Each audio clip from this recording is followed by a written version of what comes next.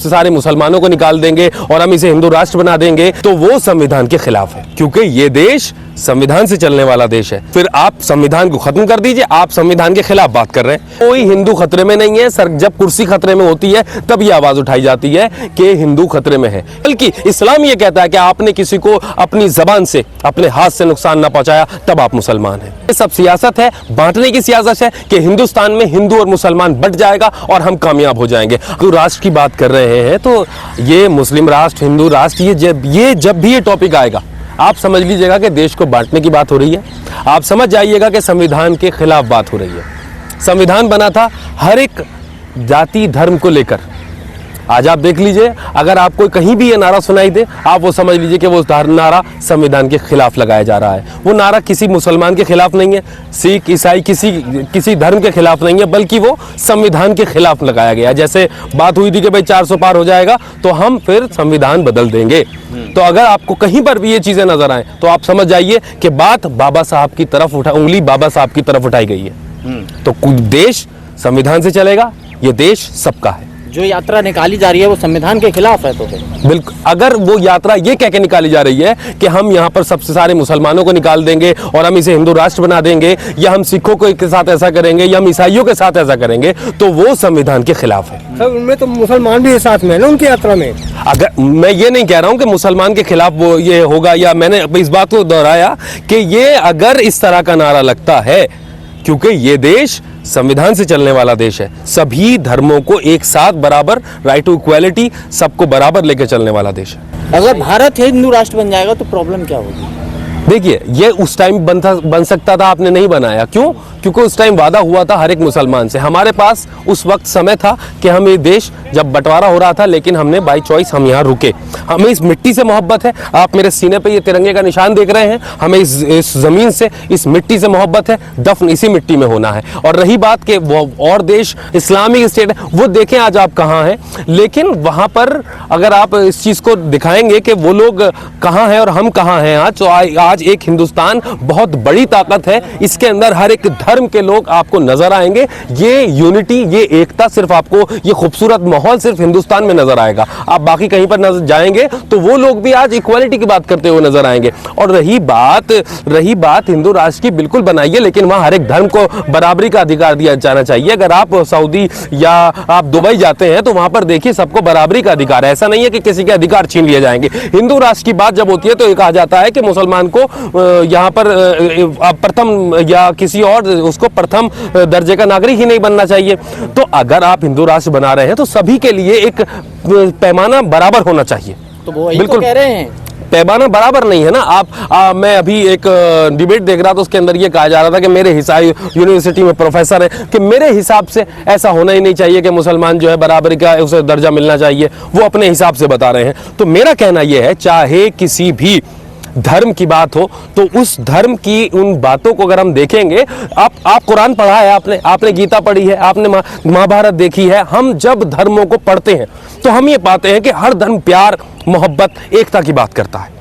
लिहाजा एक कुरान में लिखा है कि एक इंसान का कत्ल कर देना पूरी इंसानियत को कत्ल कर देना है। एक इंसान को बचा लेना पूरी इंसानियत को बचा लेना। हर धर्म प्यार और मोहब्बत की बात करता है। सर धीरेन्द्र शास्त्री ये करें, जब पाकिस्तान बन सकता है तो हिंदू राष्ट्र बनने में क्यों दिक्कत हो रही है? देखिए, बिल्कुल, अगर आप संविधान को खत्म कर दीजिए, आप संविधान के खिलाफ बात कर रहे हैं। मेरा कहना यह, मुझे इस बात से आपत्ति नहीं है कि आप किसकी पूजा कर रहे हैं, आप नमाज पढ़ रहे हैं, आप गुरुद्वारा जा रहे हैं। मुझे आपत्ति इस बात से है, जब भी संविधान के खिलाफ बात होगी तो पूरा देश एकजुट होकर खड़ा होगा। कुछ ये जो भी नफरत फैलाने की कोशिश करेगा, चाहे वो किसी भी धर्म के खिलाफ हो, उसके खिलाफ पूरा देश खड़ा होगा। सुप्रीम कोर्ट से खुद आवाज आएगी। धर्म का प्रचार करना सही है, लेकिन जिस तरीके से बेरोजगारी इस देश में बढ़ रही है उसके लिए भी यात्रा निकालेंगे। देखिए, बिल्कुल, आप अपने धर्म का खूब प्रचार कीजिए। हर आदमी प्रचार करता है, मैं प्रचार करता हूं, आप प्रचार करते हैं, बिल्कुल प्रचार कीजिए, लेकिन उसके अंदर नफरत नहीं होनी चाहिए। आप बताइए मानवता परमो धर्मा, आप बताइए कि इंसानियत, प्यार, मोहब्बत का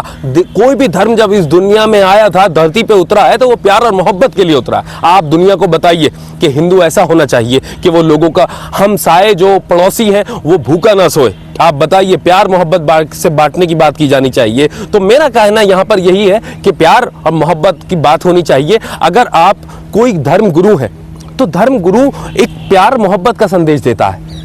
लोगों को बताता है कि देखो किसी को कष्ट नहीं होना चाहिए आपकी वाणी से, आपके हाथों से, आपकी आंखों से, आपकी जबान से, तो वो प्यार से, वो धर्म वो सिखाता है। लेकिन अब कॉन्सेप्ट ऐसा लग रहा है कि जैसे उल्टा हो गया हो।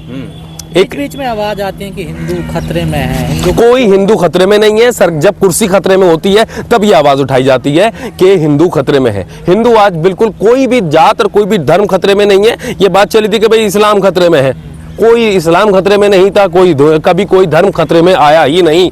सर वो तो अपने ये सब बहाना है, संविधान पे निशाना है। बिल्कुल, ये देखिए संविधान पे हमेशा से उंगली उठती रही है कि आरक्षण खत्म कीजिए, ये खत्म होना चाहिए, वो खत्म होना चाहिए।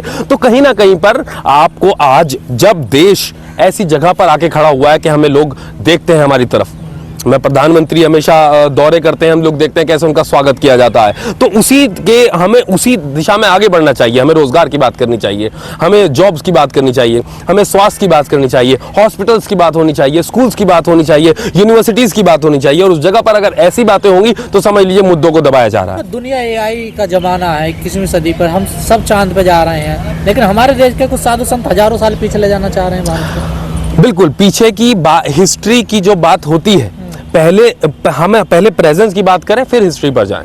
पहले हमें आज के हालात को सुधारना बहुत जरूरी है। आज की जो गरीबी फैल रही है, 80 करोड़ लोगों को फ्री राशन बांटा जा रहा है, हालात सोच सकते हैं देश के क्या हैं।